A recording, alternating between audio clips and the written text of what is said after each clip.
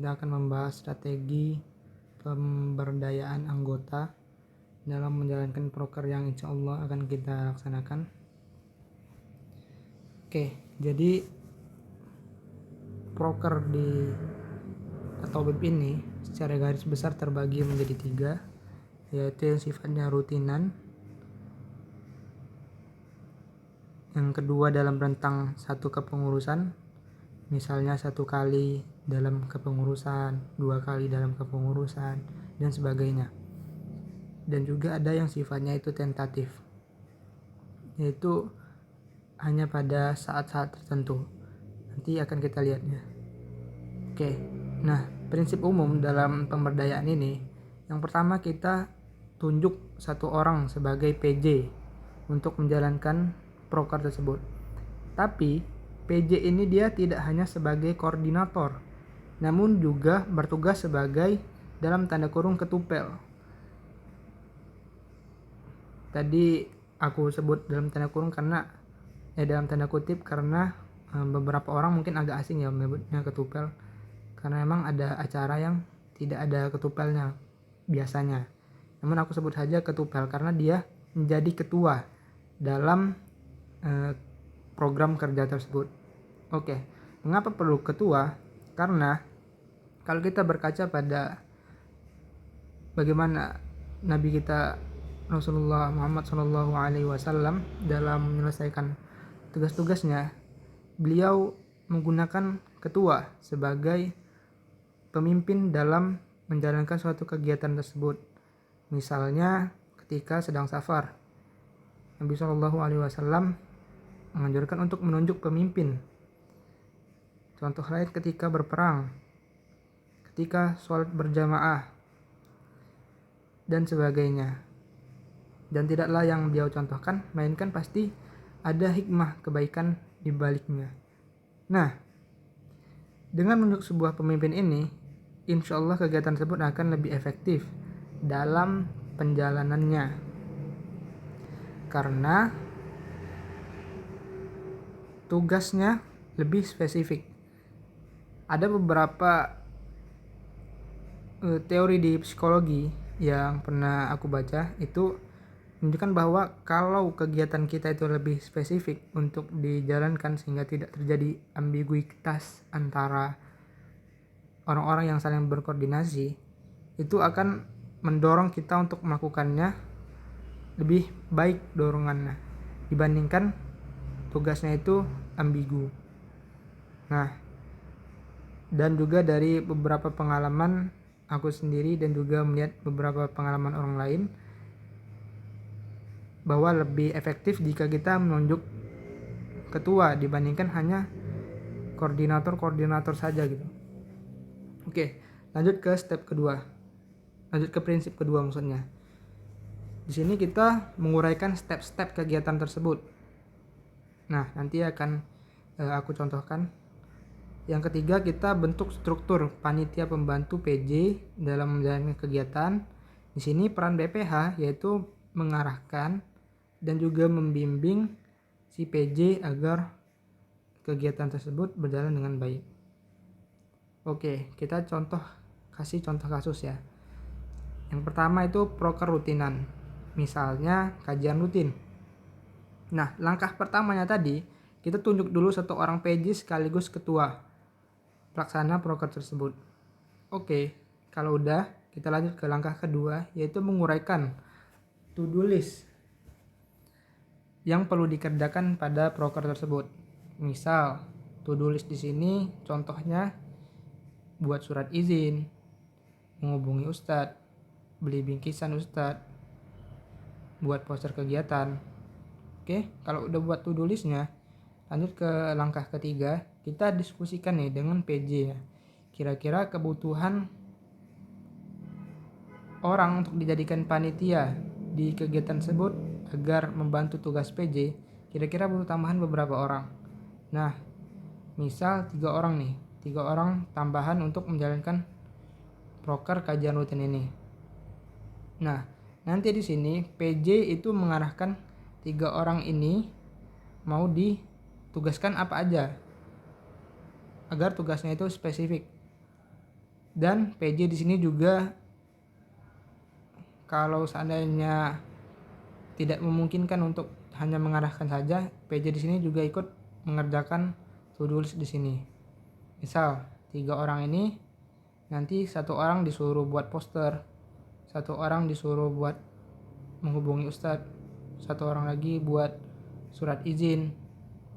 Nah, karena tidak cukup, satu to-do list tersisa ini dikerjakan oleh PJ.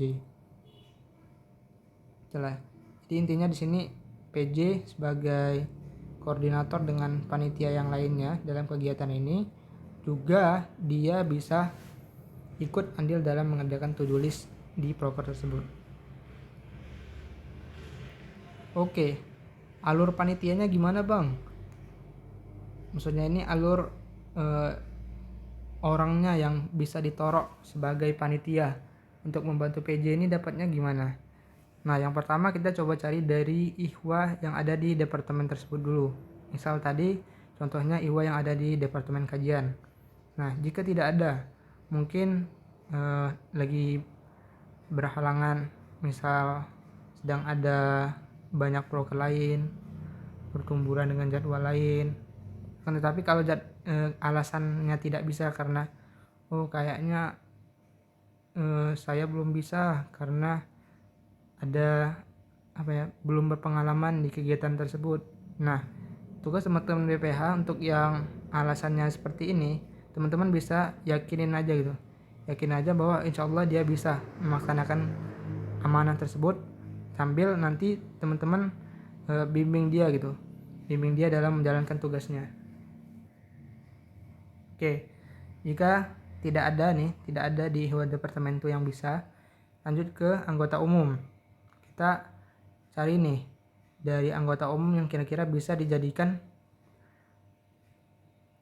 panitia pembantu PJ tersebut. Kalau tidak ada lagi, lanjut ke teman-teman ATM 24. Nah, jika masih nggak ada, terpaksa teman-teman BPH. Kalau masih tidak ada, lanjut ke pengurus departemen lain dulu. Kalau pengurus dari departemen lain ada yang bisa. Kalau nggak bisa ya terpaksa BPH yang turun tangan. Oke, lanjut ke step keempat, angka keempat. Di sini teman-teman pantau progres yang PJ-nya lakukan, dan teman-teman arahkan mereka untuk mengisi spreadsheet yang nanti insya Allah akan dibagikan, sambil teman-teman jika mereka ada kendala bisa di backup untuk pengisian spreadsheetnya. Lanjut untuk kasus kedua, untuk proker yang jangka waktunya dalam satu kepengurusan. Di sini setelah teman-teman tunjuk PJ-nya, langkah kedua, diskusikan dengan PJ tersebut divisi apa aja yang diperlukan dalam proker tersebut. Udah, misalnya umumnya itu divisi konsumsi, logistik, dan sebagainya gitu. Nah, langkah ketiga, teman-teman bisa milih nih sesuai kondisi. Bisa oprek panitia yang anggotanya itu bisa dari anggota umum, ATM, ataupun teman-teman kepengurusan di departemen lain, bahkan kepengurusan di departemen sendiri. Atau juga bisa bentuknya itu manual, kayak langkah yang ini tadi. Misal karena ada pertimbangan tertentu gitu, contoh kegiatan itu dilaksanakan di waktu yang tidak sibuk, ihwa dalam satu departemen lain juga masih banyak yang senggang, atau mungkin setelah teman-teman pikir-pikir ini lebih baik teman-teman departemen sendiri yang menghandle-nya, itu teman-teman bisa bentuk melalui alur panitia seperti ini tadi. Nih, yang ini teman-teman bisa bentuk seperti tadi. Alurnya bisa cari dari ihwa satu departemen terlebih dahulu, jika tidak ada lanjut begitu. Oke, untuk kasus ketiga yang proker dalam yang waktunya itu tentatif. Nah, setelah teman-teman tunjuk PJ dari proker ini,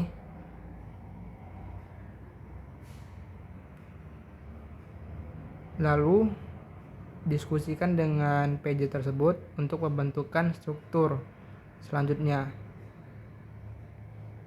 Misal nih, proker belajar bareng. Proker belajar bareng ini kan sifatnya pengajuan ya, maksudnya di pengajuan nanti anggota atau pengurus atau itu mengajukan untuk kegiatan ini dan dipertimbangkan oleh Departemen PDPI untuk apakah kegiatan tersebut bisa dilakukan atau tidak. Nah, nanti kalau bisa dilakukan, tunjuk PJ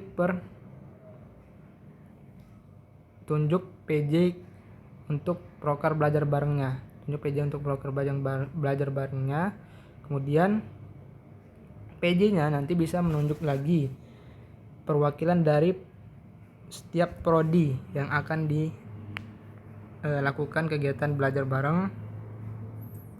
Nah, kemudian PJ-nya ini juga dia bisa membentuk struktural sesuai kebutuhannya.